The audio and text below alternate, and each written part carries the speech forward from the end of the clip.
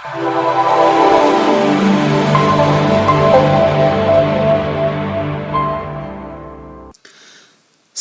نیکې هیلې او درنښت ډیرو ښاغلو لیدونکو د حسیب الله سنګین ټیکنیکل یوټیوب چینل ته ښه راغلاست. په دې هیله چې د روغتیا، سلامتیا او نیکمرغۍ جامې مو په تن وي او د ژوند په ټولو ورځنیو چارو کې کامیاب، سرلوړي او سرفراز اوسئ. ښاغلو لیدونکو، نن یو ځل بیا راځو په مایکروسافټ اکسل پروګرام په داسې یو ټریکس او داسې طریقو کار کوو چې که چیرته نوموړې طریقې زده کړئ نو ستاسو په ورځنیو چارو کې به ډیره اسانتیا رامنځته کړي. پس راځو لومړی مایکروسافټ اکسل پروګرام خلاصوو او وروسته پرې عملاً کار پیلوو. قدرمنو لیدونکو، د تیر په څیر کومه ډیټا چې تاسو ګورئ دا د یوې کمپنۍ ډیټا ده، د یوې تجارتي کمپنۍ یا شرکت ډیټا ده چې ستاسو د غوره پوهاوي لپاره ما ترتیب کړې ده. فرض کړئ موږ یوه کمپنۍ لرو د HSTC ټریډینګ کمپنۍ په نوم باندې چې تقریباً په نوموړې کمپنۍ کې 12 کسه کارمندان په کار بوخت او د نوموړو کارمندانو لپاره موږ هره میاشت مختلف سلري پیمنټونه هم کړي دي. نوموړې ډیټا چې تاسو ګورئ په دې کې اصل مطلب د 10 میاشتنیو سلري د مصارفو دی، یعنی هغه مصارف د معاشاتو مصارف چې موږ په تیرو 10 میاشتو کې کارمندانو ته تادیه کړي دي. د هغې په ریپورټ خبرې کوو. اوس راځو مونږ او تاسو فرضاً د دې کمپنۍ کارمندان یو، یا مثلا په دې کمپنۍ کې د اډمین یا HR او یا فاینانس په بخش کې دنده لرو. پس څه ډول باید د دې ډول ریکارډونو ریپورټ خپل لاین منیجر یا باصلاحیته کس ته ورکړو. لومړی راځو په نوموړې ډیټا یوه ځغلنده کتنه کوو. په لومړي سر کې تاسو ګورئ ټایټل باندې لیکلي HSTC ټریډینګ کمپنۍ. وروسته د هغې نه کوم کالمونه چې مونږ لرو، لومړی د نمبر کالم دی چې په دې کې د کارکوونکو سریال نمبر باید انټري شي. دوهم نیم یعنی د کارمندانو نومونه، او په همدې شکل د کارمندانو دندې. په همدې شکل موږ او تاسو له جنوري څخه تر اکتوبر پورې د معاشاتو لپاره ځانګړي کالمونه لرو، یعنی د هرې میاشتې معاش چې موږ ورته تادیه کوو باید په مربوطه کالم کې او مربوطه شخص په رو ورسي، یعنی هر فرد چې مونږ معاش تادیه کوو باید د همغې میاشتې په کالم کې انټري شي. که چیرته مثلا کارمندانو ته د جنوري معاشونه تادیه کوو باید د جنوري په کالم کې ورسي، او د فبروري په فبروري کې، په همدې شکل تر اکتوبر پورې. اوس زمونږ مدیر یا منیجر یا مثلا باصلاحیته کس راځي او له مونږ څخه څو پوښتنې کوي.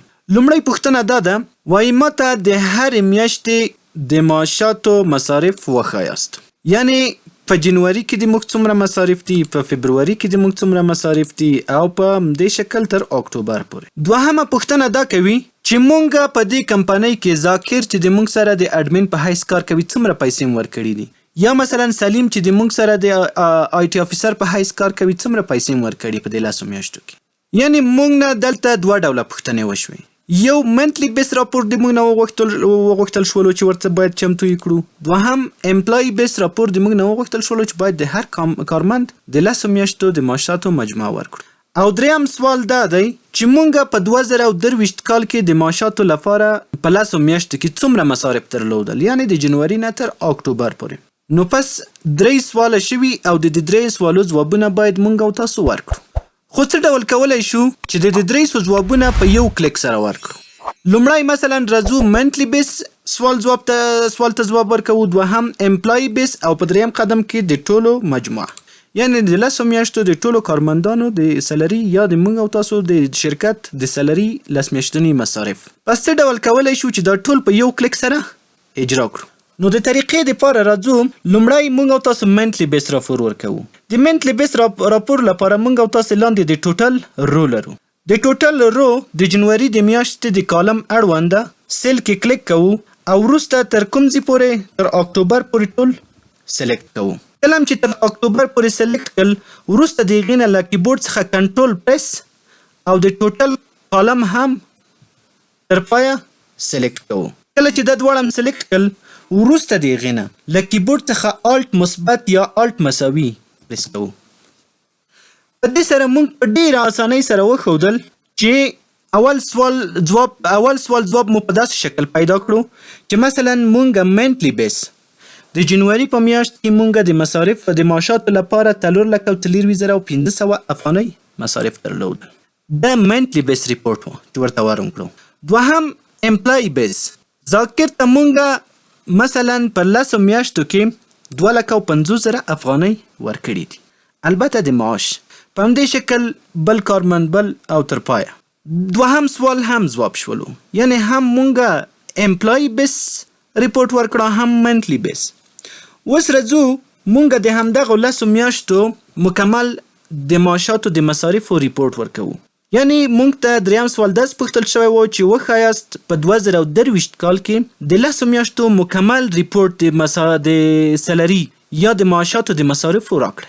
پس د دې موضوع د حل لپاره مونږ راځو په وروستي سل، یعنی د ټوټل کالم په وروستي سل کلیک کوو او له کیبورډ څخه الټ مثبت یا الټ مساوي پریس. په دې سره مونږ وښودل چې مونږ په 2023 کال کې د 10 میاشتو د کارکوونکو د معاشاتو تقریبا 4,02,15,000 افغانۍ مصارف درلودل.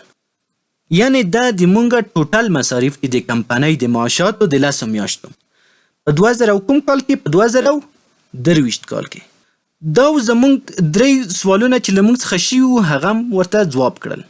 اوس راځو 2024 کال کې ځینې سوالونه دي چې باید هغه هم ورته ځواب کړو. د 2024 کال لپاره ځانګړی شیټ مونږ دلته لرو. د 2023 شیټ او د 2024 لپاره مونږ ځانګړی شیټ لرو.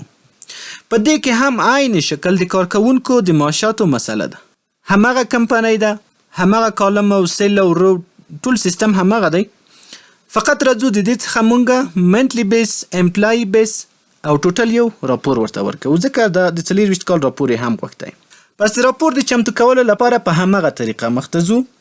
راځو په وروستني ټوټل رو کې تر اکتوبر میاشتې پورې ټول سلیکټ کوو.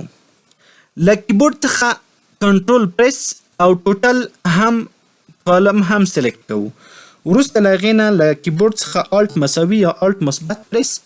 په دې سره موږ ته وښودل شول چې مثلا مونږ د اکتوبر په میاشت کې منتلی بیس 4,43,500 افغانۍ د مصارفو لپاره درلودې، البته د معاشاتو د مصارفو لپاره. او د کارمندانو لپاره هم ثابته شوله چې مونږ یو کارمند ته په 10 میاشتو کې څومره پیسې ورکړي دي د معاشاتو. همدا ډول راځو مکمل ریپورټ هم د دې ښیو، هم منتلی بیس هم امپلای بیس، یعنی ټوټل مصارف د معاشاتو په 10 میاشتو کې. پس راځو د ټوټل کالم په وروستي رو کلیک کوو او له کیبورډ څخه آل مثبت او انټر پریس کوو. په دې سره مونږ ته څرګنده شوله چې مونږ په 2024 کال کې د 10 میاشتو د کارکوونکو د معاشاتو لپاره 4,02,00,000 افغانۍ مصرف کړي دي. په 2023 کال کې 4,02,00,000 مصارف شوي، اما په 2023 کال کې مونږ 4,02,15,000 مصارف درلودل. یعنی د 2023 کال په نسبت د مونږ مصارف د معاشاتو په 2024 کال کې کم شوي دي. ولې کم شوي؟ دلیل یې څه شی؟ اوس په دې ټوله ډیټا کې ته د دې دلیل څه رقم پیدا کوي؟ زه تا څخه دا پوښتنه کوم چې مثلا پوښتنه رانه وشوله چې ته ماته د دې دلیل وښیه چې ولې په 2023 کال کې مصارف لوړ دي او په 2024 کال کې د معاشاتو مصارف ټیټ شوي. آیا د کوم کارمند معاش نه دی ورکړل شوی، او یا له کارمند څخه پیسې کټ شوي دي، او یا کارمند منفک شوی یا تللی وظیفه یې پرېښې ده یا استعفا ورکړې، یا بله مسله ده یا بله مسله ده. نو اوس راځو د دې سوال د حل لپاره مونږ په دې ډیټا کې که چیرته هر کالم هر رو جدا جدا مونږ تحلیل کړو وګورو، نو له مونږ څخه بلا وخت ضایع کوي.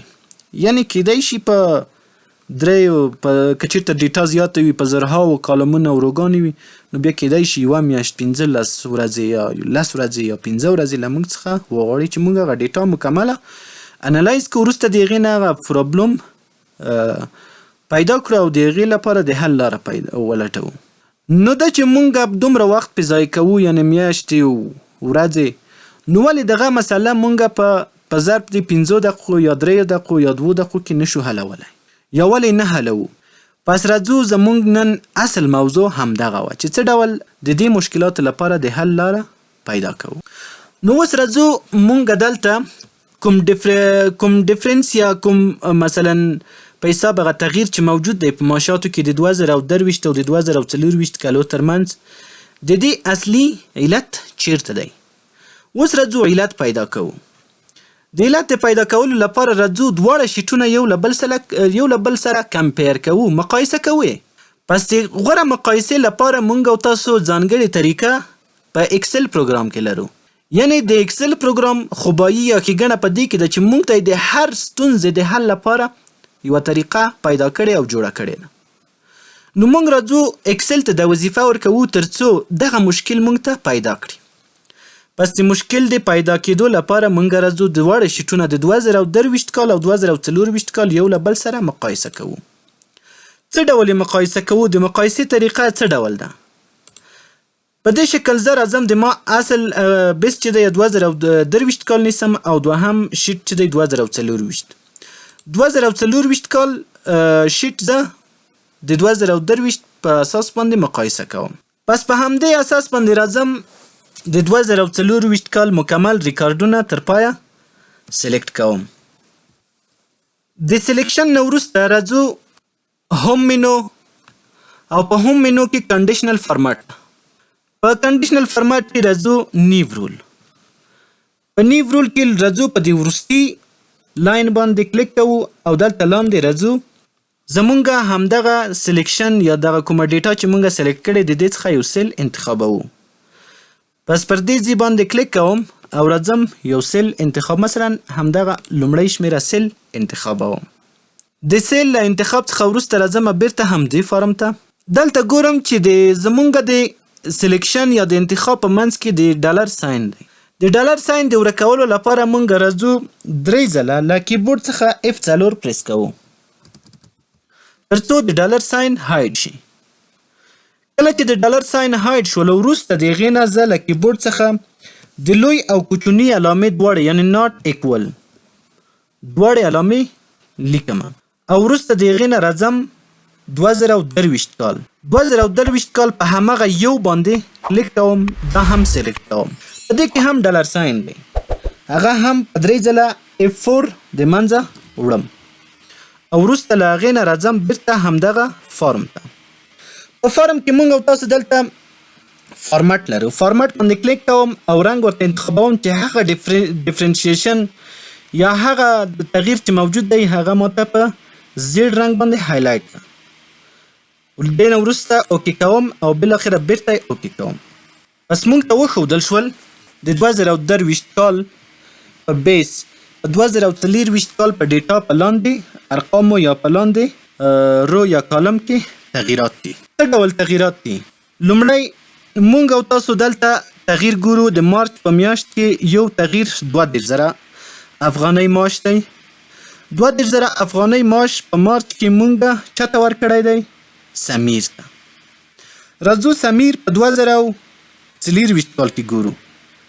سمیر ته په 2024 کال په مارچ میاشت کې څومره معاش تعین شوی؟ 33,000. یعنې 1,000 روپۍ مونږ په 2023 کال کې یا په 2024 کال کې کمې ورکړي دي. دا د یو پوینټ چې پیدا کړلو، یعنې 1,000 روپۍ مونږ په 2024 کال کې ورته کمې ورکړي دي. نو راځو همغه 1,000 روپۍ هغلته سمیر ته څنګه کوو؟ زیاتوو.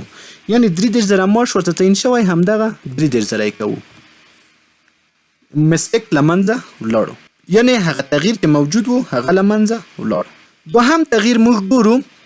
په اپریل میاشت کې موږ او تاسو 15,000 معاش چاته ورکړی دی؟ همدغه سمیر ته. سمیر ته په اپریل کې 15,000 معاش موږ ورکړی.